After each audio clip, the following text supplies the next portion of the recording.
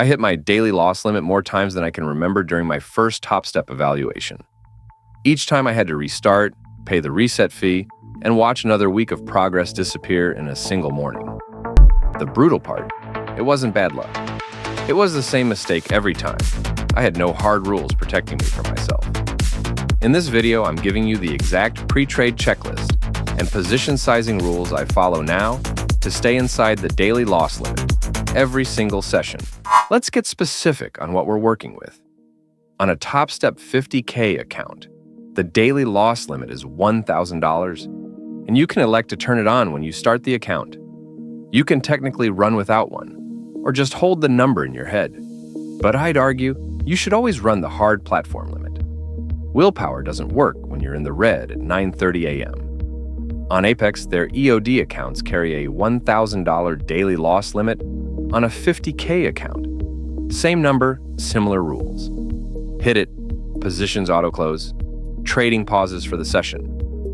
On M&Q, 1 point is $2. So on a 50K account with a $1,000 DLL, you have exactly 500 M&Q points of total daily risk before you're done. That sounds like a lot until you're down $600 before 9 a.m. and you start averaging down into a position that's already wrong. The daily loss limit doesn't kill accounts. Revenge trading after a bad open does. The fix has to happen before the first trade, not after the third loss. Rule 1, size each trade so that one full stop costs you approximately $400. Here's the math. MNQ is $2 per point. If your ORB stop is 20 points away from entry, your risk per contract is 40. To hit $400 total risk on that trade, you trade 10 contracts. 2 losing trades at $400 each puts you at $800 down, with $200 still between you and the $1,000 hard limit. That buffer absorbs slippage, commissions, and the moments you're a tick slow on the exit. The key shift here is you're not thinking in contract count. You're thinking in dollar risk per trade. Your stop distance drives your contract size, not the other way around. Tighter stop, more contracts. Wider stop, fewer contracts. One calculation before every entry. If the stop is 40 points, that's $80 per contract, and you size down to 5. The $400 target per trade stays fixed. The contract count flexes around your actual stop. Rule 2, 2 full stops and you're done for the day. That's it. One number, one rule. Your daily loss limit is $1,000. Each trade is sized for a $400 stop. 2 losing trades hits $800. At that point, you walk away is not because the firm made you, but because you set your own line before the session started. You still have $200 before the platform liquidates you, but you won't use it. You set this floor and Trativate under risk settings. Input $800 as your personal daily loss limit, not a $1,000. That gives you the buffer you need for commissions and slippage while keeping your actual behavioral rule clean. 2 stops, done. Why does this work? Because when you're down $800, you are not thinking clearly. Every setup looks better than it is. Every loss feels personal. And your next trade is a reaction, not a decision.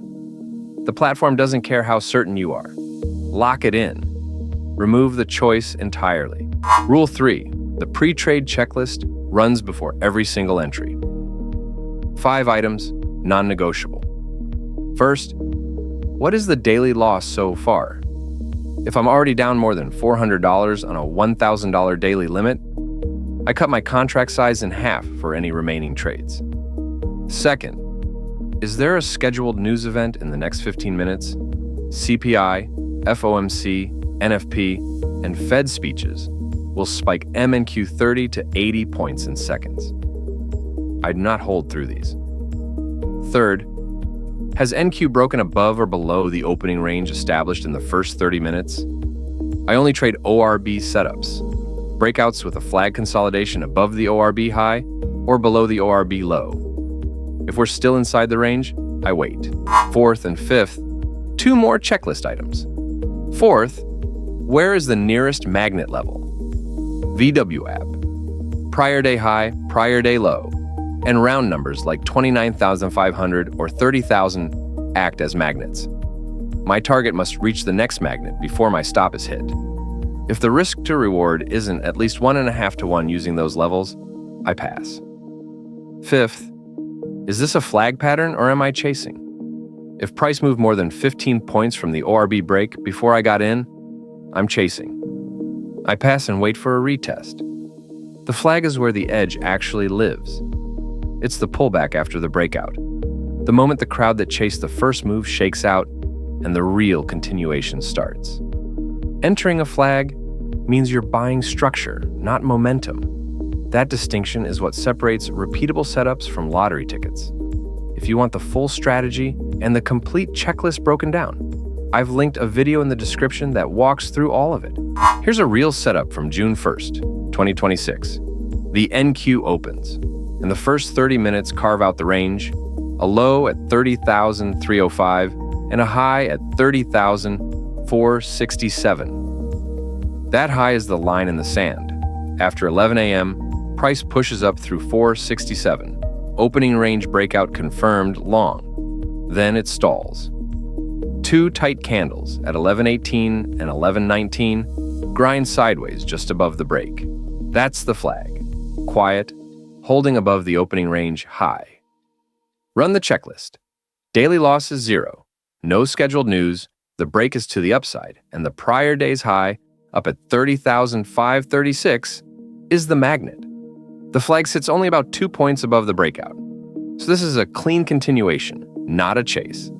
Entry on the flag high at 30,469.5. Stop goes 5 points below the flag low at 444.75. That's 24.75 points of risk, about $49.50 per contract.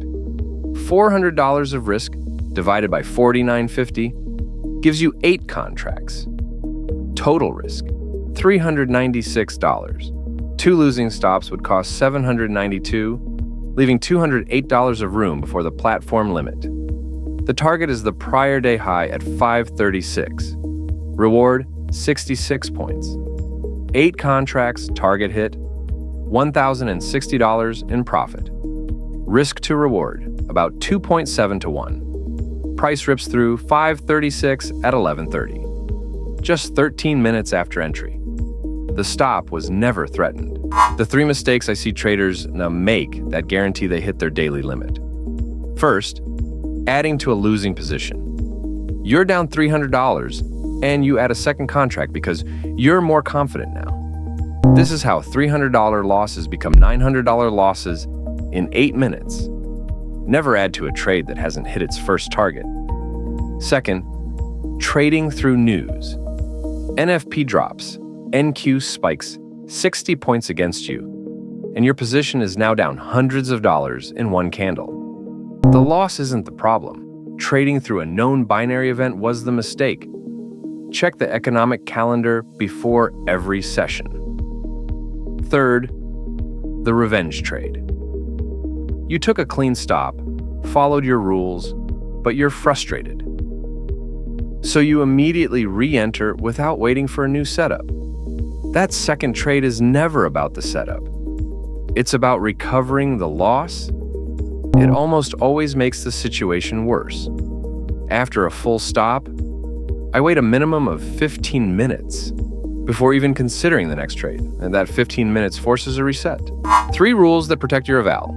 1. Size each trade, so one full stop costs you $400. 2. 2 stops ends the day. Set your platform floor at $800 and never override it. 3. Run the 5-item pre-trade checklist before every entry. Daily loss, news, ORB break, magnet levels, flag, or chase. The daily loss limit is not your enemy. It's the firm telling you when your cognitive edge is gone for the day. Build systems that stop you before you ever get close to that number. If you want the exact pre-trade checklist as a 1-page PDF, it's linked in the description. Free download. Or you can watch the video linked here to see the exact strategy that makes me money every day. Subscribe if you want more ORB and Volt level breakdowns for NQ and MNQ prop firm trading. Drop your eval account size in the comments, and I'll post the exact position sizing numbers that apply to your specific daily loss limit.